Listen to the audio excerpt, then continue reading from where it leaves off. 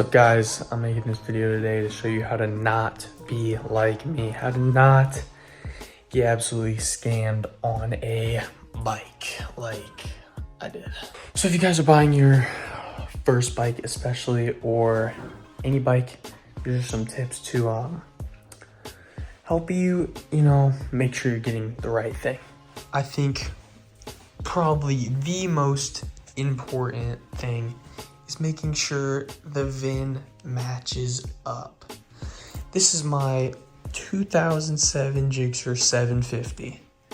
The VIN number is located right here on the frame. If the VIN number on the frame does not match up to the VIN number on the title, that is no.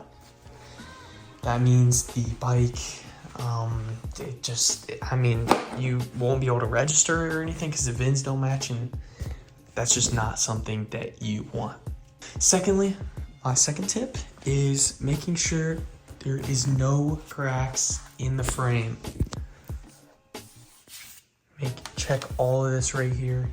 Make sure there are absolutely no cracks at all. If there's any cracks in the frame, that's an instant no.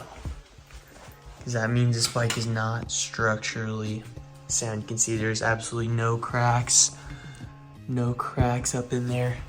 If the bike isn't running, if you can't see it run right in front of you and you can't give it for a test ride, just don't buy it, man.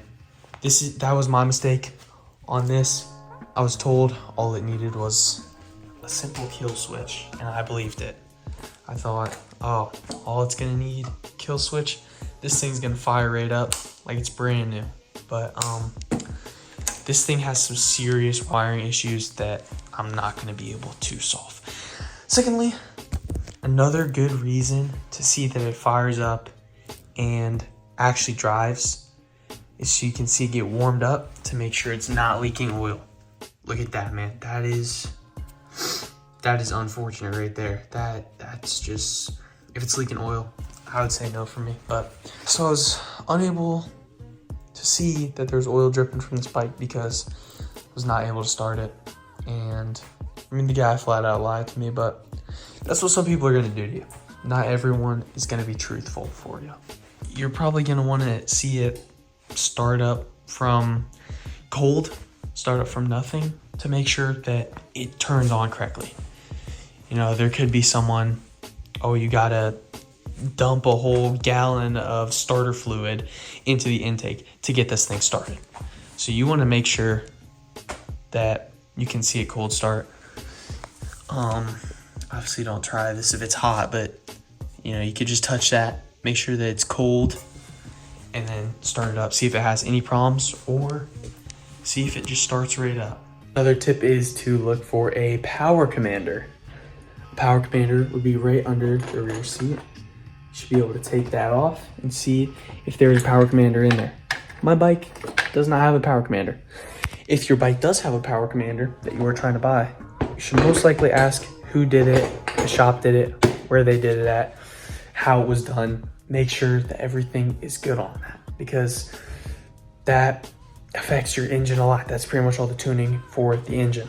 Now, when you go to buy your bike, you're probably gonna look at it and be like, this thing looks like an absolute toy.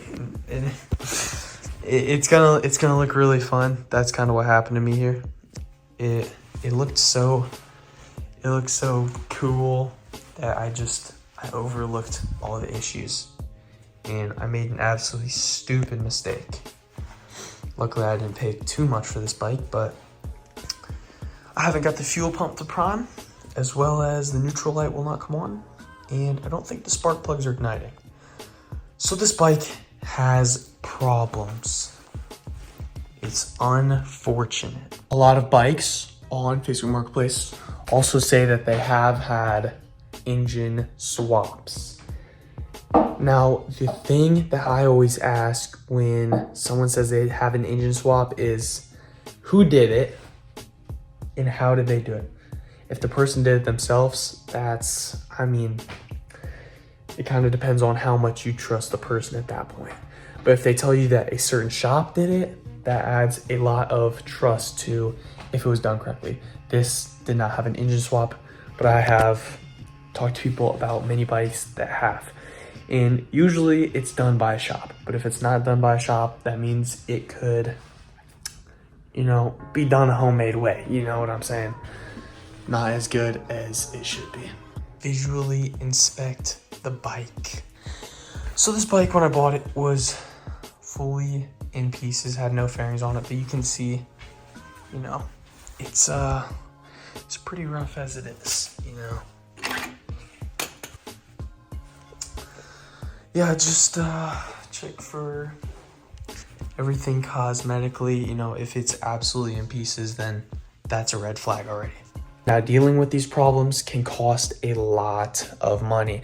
I asked the dealership about this, and for just them to look at it, it was $100 an hour.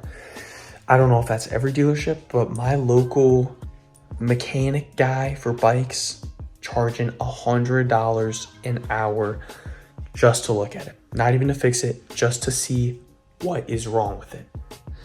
I know the deals are gonna look good. You're gonna see an amazing deal and you're gonna think, oh my gosh, dude, that's a crazy deal. I got an absolute steal on this thing. Chances are you might not.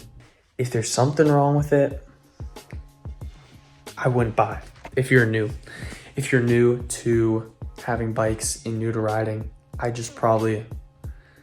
wouldn't purchase it. Some more tips I'm gonna give you guys is look at the tires. These things are old. Why did I pay this much for a bike with clapped out tires?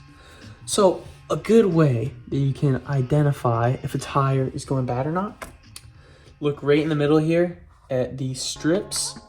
You should see little tabs that come out, just like that. That was once a tab, I think. There's another one. Oh, there's another one right there, if you guys can see that.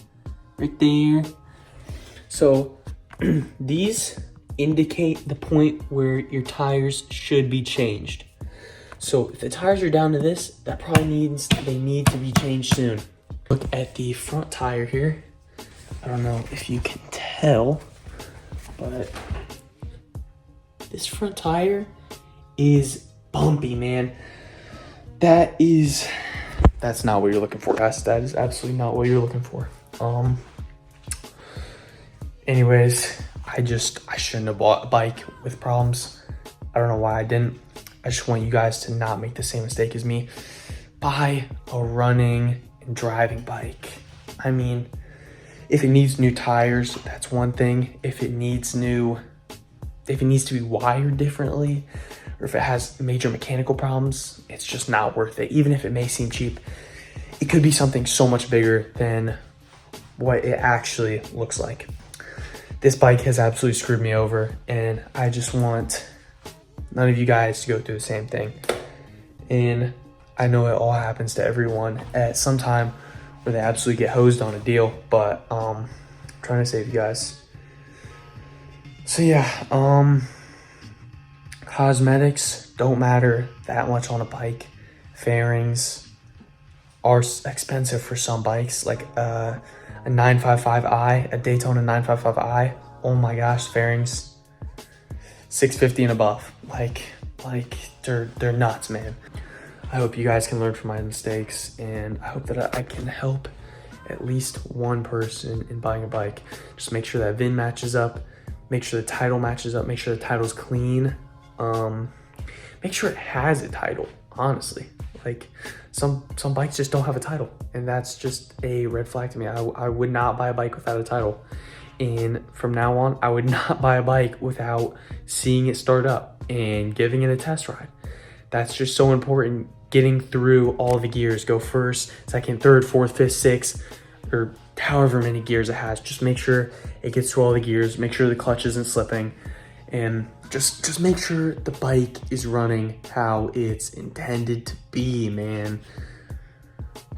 It's rough, it happens, but hopefully you guys can learn from some of my mistakes. Anyways, this bike is absolutely beautiful. I'm sad I have to let it go. This was like one of my dream bikes, but We got better bikes coming soon. It's all right. It happens. It happens. All you can do is just learn from it. Look pretty good sitting here, but I actually want something that I can ride. So we're most likely looking to get a new bike for this channel. I know this is my first motorcycle video, but yeah, I just wanted to make sure that any new riders out there, or even previous riders that have some experience, just don't get scammed, man. Don't make the same mistake as me. I know you're gonna see the bike, you're gonna think, oh my gosh, that thing looks sick. I just wanna go home and rip it. But it's way better to just get a bike that works, man. Yeah. I'll see you guys in the next video.